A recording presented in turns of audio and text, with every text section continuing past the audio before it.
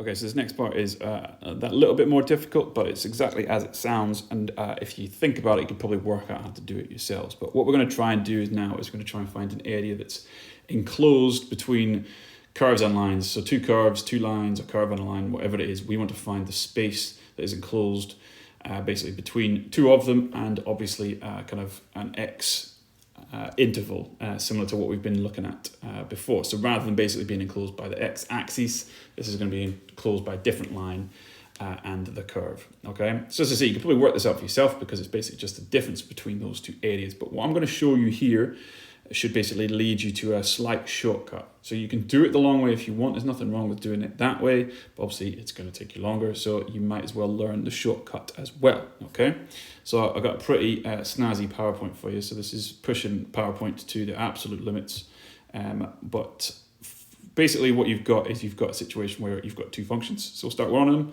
This is g of x, y equals g of x, and if we had the area between a and b, it would look something like that. Pretty snazzy in itself, but wait, it gets better.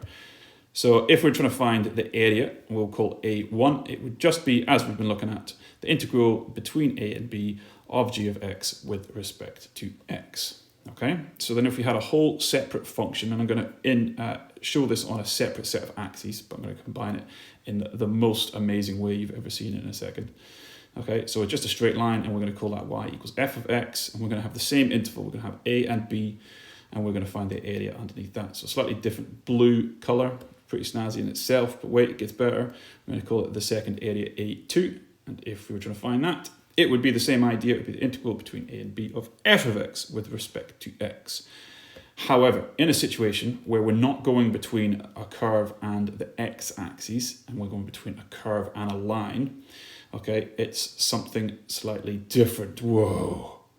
Okay, so basically if we're trying to find that area there, so the gap between the two curves, it is, as you might imagine, it is actually the difference between those two shaded areas, in which case it's the difference between the integral of those two shaded areas. Okay, nice and straightforward, but we don't necessarily want to have to do the integral twice.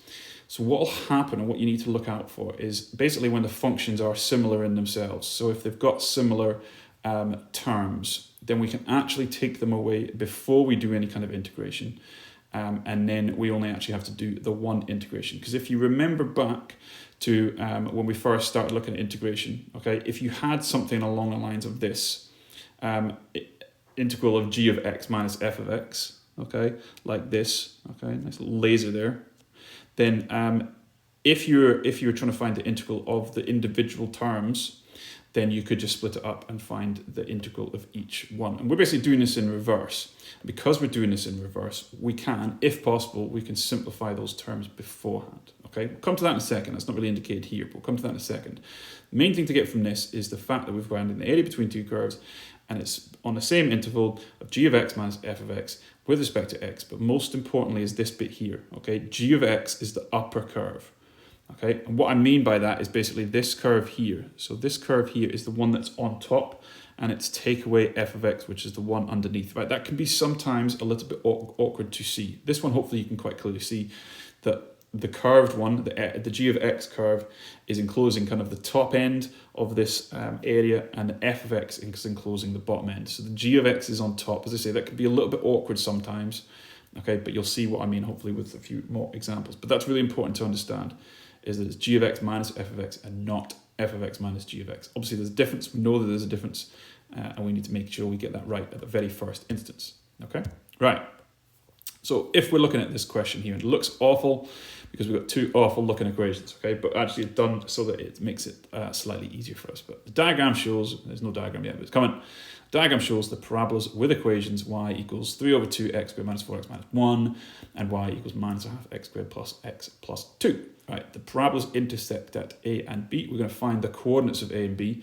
In fact, I think I should say find the x coordinates of a and b, okay? And then calculate the shaded area. So this is what the graph would look like. So just a simple set of axes, and generally these would always be drawn for you, but they are the two curves there.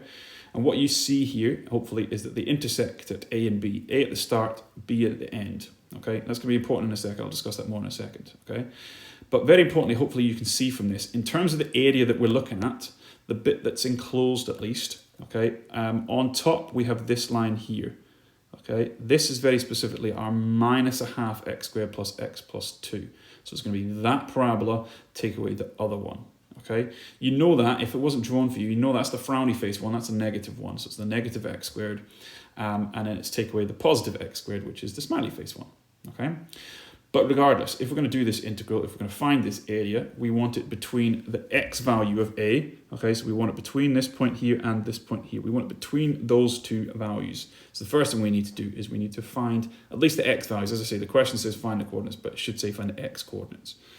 Okay, if it said find the coordinates, we need to go on and find y, but I can't really be bothered, and I don't think I put it in the PowerPoint anyway.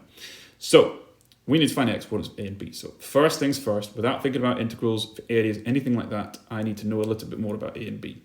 So what's special about a and b? Right, it's where they intersect, obviously. But that just means, in terms of our equation, is that they intersect when the two equations are equal to one another. It doesn't matter which one comes first, it's when they are equal to each other. Now what I've got here is an equation that I can solve. I don't have any y's now. Okay, remember the whole point of the y's is that we can solve it for any point on that curve, but we are finding specific points now. We are finding when the two curves are equal, in other words, when the two curves intersect. So I need to play around with this until such a point as I can solve it. Okay, so you look at this, you think, right, that's nasty. Don't like that at all. Right, and it's because mainly of the fractions. So get rid of the fractions. Because they're both the same fraction, we can just multiply through by 2 and get rid of them in one fell swoop. Just make sure everything gets twice as big. 3x squared minus 8x minus 2, and that's equal to minus 1x squared plus 2x's plus 4. Now move everything to one side, because this is going to end up, well, this is a quadratic equation, and if we solve in a quadratic, it all needs to be one side equal to 0, and then we need to factorize. Okay, first thing we look for is a common factor. You could do this without taking out a common factor, but it's just going to make your life twice as difficult. Twice as difficult because the common factor is 2. Right, you could actually get rid of that 2. You don't need to write it there. I'm just writing it so you can see. But both sides divided by 2 would just leave us with the 2x squared minus 5x minus 3.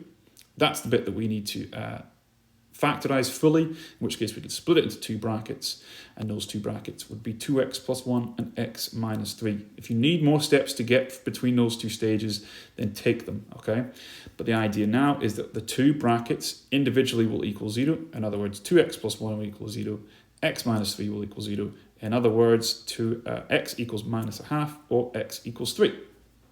Right, that's us found the x coordinates of a and b, so I'll just pop them up there. Okay, that basically gives us the interval on which we're going to do our integral. Integrals, okay, careful.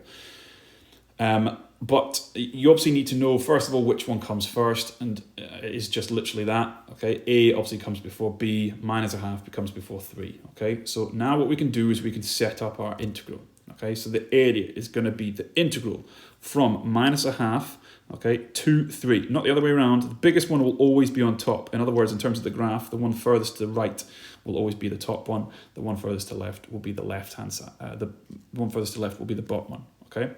But regardless, the biggest one's on top, lowest one's on the bottom, and then it's the graph that's on top first minus the graph that's on bottom second. So remember what I said, the one that's on top, and this might not be clear from the graph, but the one on top here, you can see hopefully is the frowny face one. That's enclosing the top half, so that's the negative one.